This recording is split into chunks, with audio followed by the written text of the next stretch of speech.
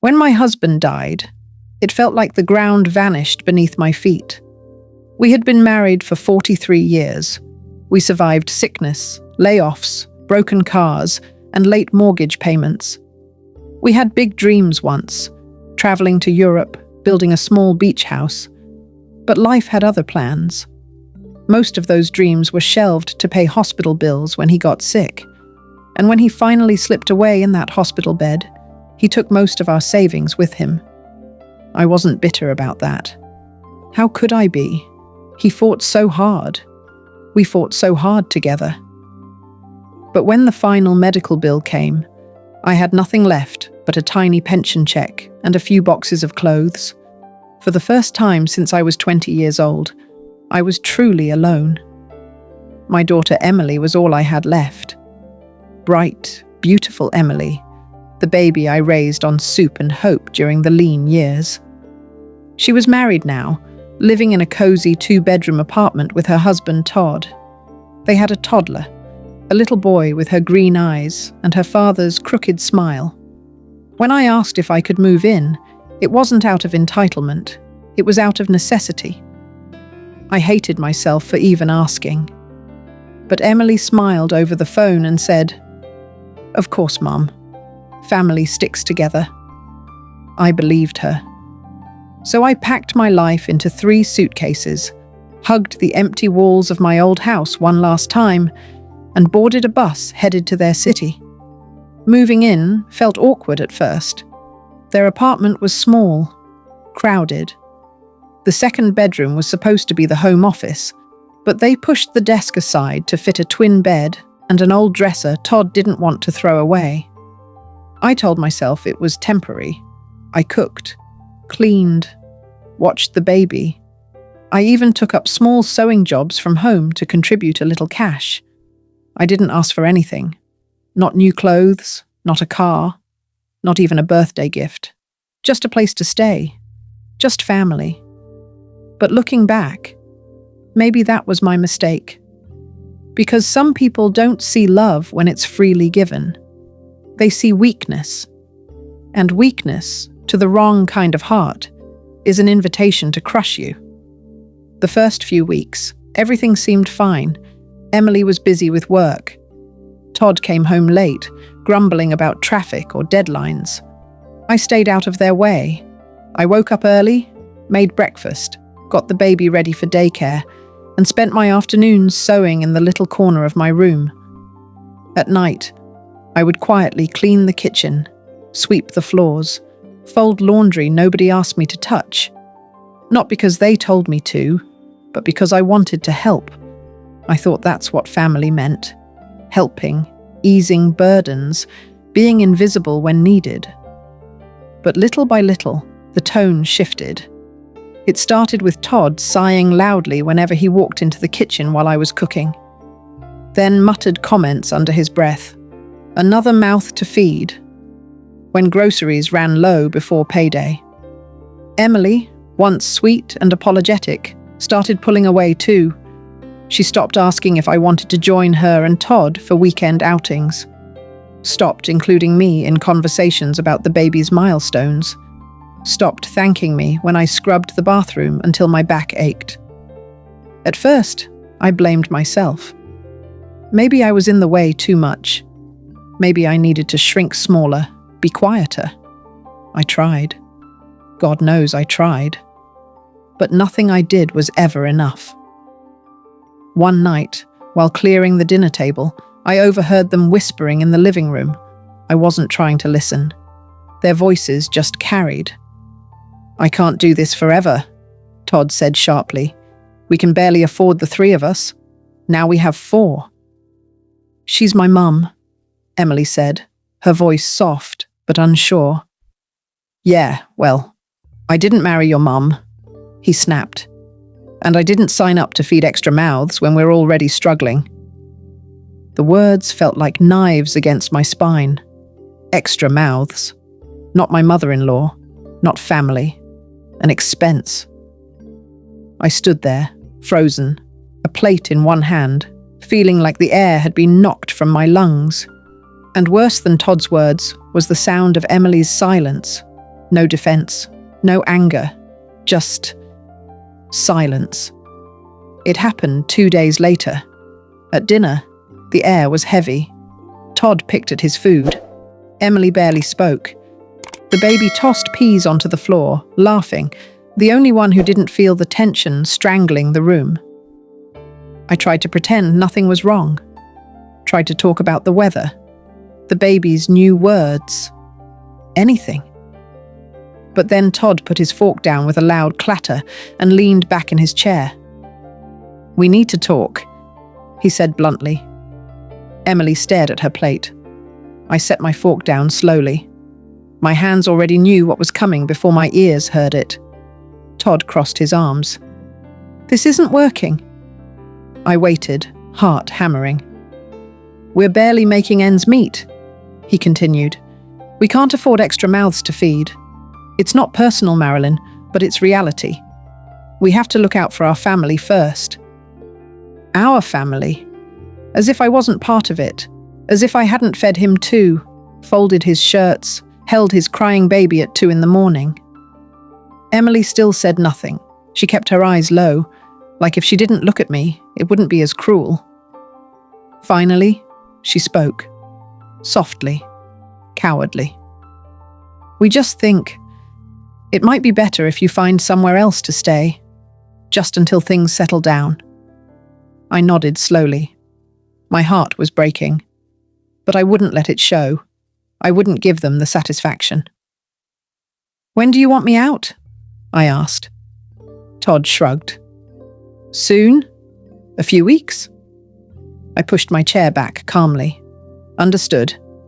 And without another word, I stood up, went to my room, and began folding my clothes.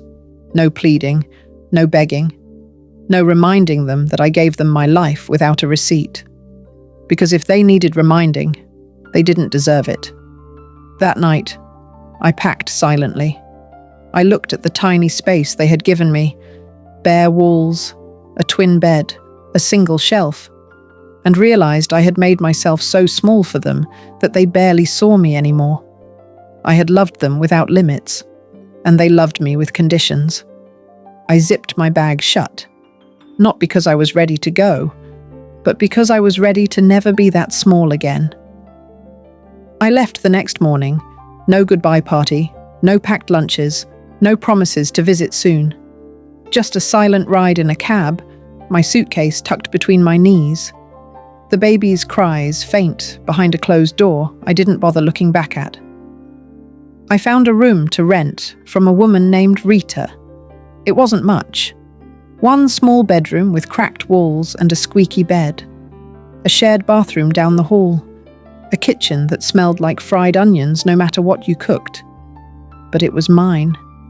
And for the first time in months, I could breathe without waiting for someone to sigh when I entered a room. I spent the first few days sleeping more than I should have.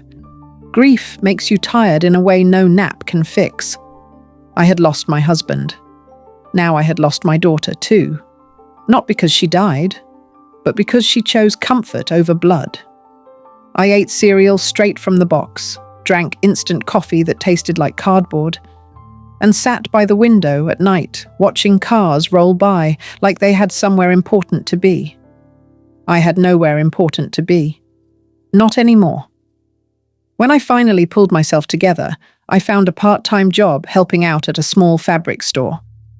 Dusty shelves, crooked cash register. But the owner, a sweet old man named Pete, treated me like I mattered. I smiled for the first time in what felt like years. Pete paid me cash. It wasn't much, but I didn't need much. I needed time, space, a plan. Because I knew something deep in my bones. If life was going to knock me down like this, I was going to get back up.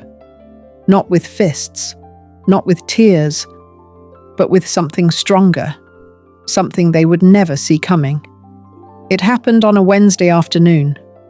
Pete and I were stacking rolls of fabric when a man in a wrinkled suit came in, looking frustrated. He wasn't shopping. He just wanted to post something on the community board by the door. A small, battered flyer. Pete glanced at it, and shook his head. "Another one," he muttered. When the man left, I wandered over and read it. Apartment building for sale. Foreclosure auction. Heavily discounted. Cash buyers only. Something inside me stirred. Not greed, not revenge. Opportunity. I had a tiny bit of money from my late husband's life insurance. Not much. Just enough that I had tucked it away. Scared to touch it. Scared to need it more desperately later. I folded the flyer and slid it into my purse. That night, I sat under the dim yellow light in my room and reread it over and over. An idea started to form. A crazy, reckless, impossible idea. What if I bought it? What if I stopped waiting for life to hand me scraps and started taking what I deserved? The next morning, I called the number on the flyer. A brusque voice answered. "Yes, it's real. Auction's next week. You need 20% down, cash in hand, no financing." I scribbled down the details. The location caught my eye. It was 3 neighborhoods over. Not fancy. Working class. Old brick buildings lined the streets like worn soldiers. I looked up the address. My heart stopped. I knew that street. I knew that building. It was the same block where Emily and Todd lived. Same row of tan brick apartments, identical windows, narrow staircases. I squinted at the listing photo. And there it was. Their building. The one they lived in. The one I scrubbed floors in. The one where they kicked me out without a second thought. I closed my laptop slowly. The universe wasn't just handing me an opportunity. It was handing me a chance to reclaim my pride. Not through screaming matches, not through bitterness, but through ownership. Literal ownership. And for the first time in months, I smiled. A real, sharp, wicked smile. The day of the auction, I wore my best blouse and my husband's old watch. Not because I needed luck, but because I needed to remember where I came from and who I was doing this for. The auction wasn't glamorous, just a small room filled with folding chairs, coffee stains on the carpet, and a few tired-looking investors muttering under their breath. The bidding started low, lower than I expected. The building wasn't fancy, needed repairs. The windows looked tired, the paint was peeling, and the plumbing probably groaned with every flush. But I didn't see decay. I saw potential. I raised my hand steadily when it was my turn. Some younger man tried to outbid me once, then backed off when I didn't flinch. A few minutes later, it was done. The building was mine. I signed the papers, heart thudding, hands steady. The lawyer pushed a thick folder toward me. "Congratulations, Miss Carlton," he said. "You're officially the owner. 10 units total. 6 occupied, 4 vacant. You'll want to review the leases." I nodded, keeping my face calm, but inside I was laughing, because tucked into those tenant files was an apartment leased to a couple named Emily and Todd Williams, Unit 3B. Their lease was month to month, no protections, no guarantees. And now? They didn't just live in that building. They lived under my roof. I spent the next few days quietly reviewing everything. The property needed work, but nothing urgent. The other tenants were mostly good people. Families, retirees, young students trying to make it. I had no interest in making their lives harder. But Emily and Todd? The ones who had thrown me out like a bag of garbage? The ones who couldn't afford extra mouths? They were about to find out what it felt like to pay their own way, without my hands holding everything together behind the scenes. The first thing I did was hire a management company. Professional, polite, by the book. I didn't want emotions tangled in business. The new management sent formal letters to all tenants. New ownership. Lease terms. Under review. Rent adjustments to reflect market value. Most tenants would see modest increases, small ones, fair ones. But Unit 3B, the one with Emily and Todd, their rent would double. No threats, no personal notes, no drama, just cold, clean, professional paperwork. Their new rent reflected the true market price, which they had been underpaying for years thanks to a lenient old landlord. The notice gave them 60 days to adjust or vacate. It was fair, more fair than how they treated me. And somehow, it still felt merciful compared to what my heart had endured under their roof.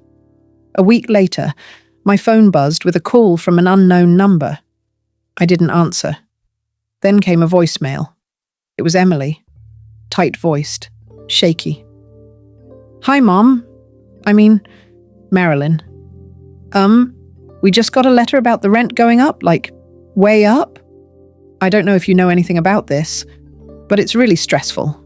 We're just struggling a little right now. Anyway, hope you're okay. Talk soon." I sat there for a long time, listening to the message on repeat. Not because I needed to hear it again, but because I wanted to feel it, the full circle of it all. The woman who wasn't worth feeding had suddenly become the woman who could decide whether they kept a roof over their heads. I didn't call back. I didn't send a letter. I didn't explain. Because some lessons aren't taught with lectures or tears. Some lessons are taught with silence, and a key they no longer have. From my small apartment, I watched it all unfold. Not with bitterness, not with anger, but with a kind of distant sadness that felt like watching a bridge burn from across the river, knowing you built that bridge, stone by stone, and they were the ones who chose to set it on fire. Todd tried fighting it first. He called the management company, yelling, threatening, demanding that the new landlord reconsider. He argued about loyalty, about being good tenants, about how unfair it all was. The office politely reminded him, "You're on a month-to-month lease. New ownership means new terms. You can accept the new rent, or you can move." No anger, no bargaining, just the same cold options they once gave me. Stay if it's convenient, leave if it's not. Emily tried a different tactic.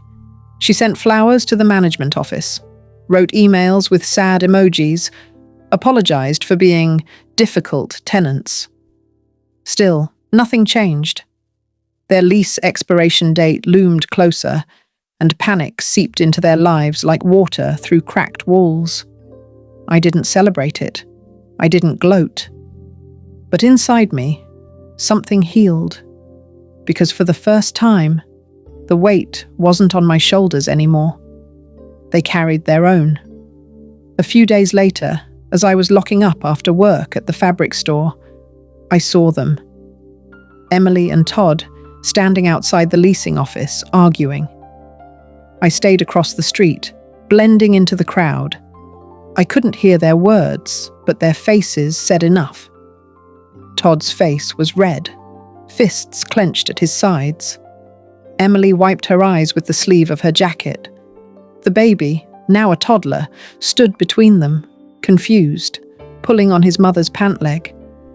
And for a moment, my heart squeezed painfully. Not because I wanted revenge, but because I realized they had made their choice. They chose convenience over love, comfort over loyalty, their pride over family. And now, they were tasting what pride really cost.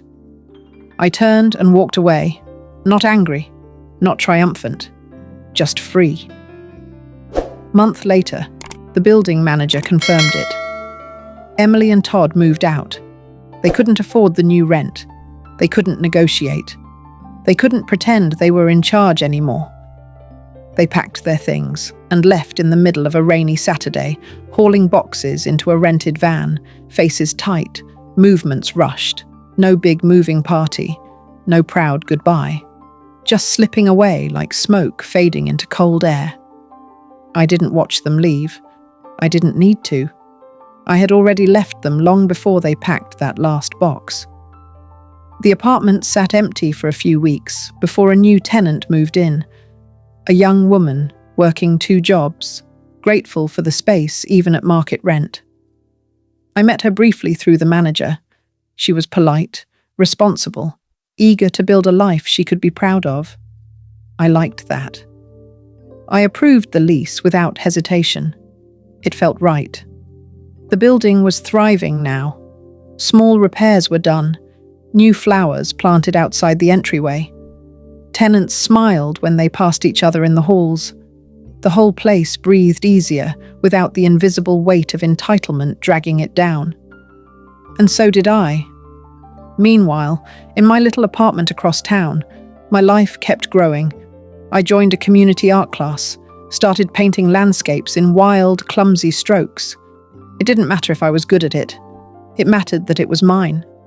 I made friends, shared coffee, laughed again. Real laughter. Not the polite chuckles of someone too afraid to be a burden. And every time I saw my name on the ownership papers, Marilyn Carlton, property owner, I remembered something important. They thought kicking me out would break me. They thought throwing me away would make me disappear. But all it really did was set me free. Spring rolled in with soft winds and new beginnings. The flowers on my tiny balcony bloomed, bright yellows, deep purples, and soft whites, and the mornings smelled like fresh coffee and hope instead of fear. I wasn't rich. I wasn't famous.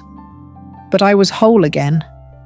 I had built something from the ashes they left me in, not out of spite, not out of hate, but out of love for myself. One afternoon, as I watered my plants, my phone buzzed. A message from Emily. Just one line. "I'm sorry, Mom. I miss you." I stared at it for a long time. There was a time when I would have replied instantly, when I would have clutched that apology like a starving woman clutches bread, when I would have gone running back, arms wide, begging for scraps of affection. But that time had passed. I set the phone down, smiled softly, and went back to watering my marigolds. Because sometimes the most powerful thing you can say is nothing at all. That night, I lit a candle by the window, opened a fresh page in my journal, and wrote, "They thought they ended me, but they only ended their right to my loyalty." I closed the journal and tucked it away. Tomorrow would be another simple, beautiful day, and for the first time in my life, I wasn't waiting for anyone to make it better. I was already living it, on my terms, in my home, in my name.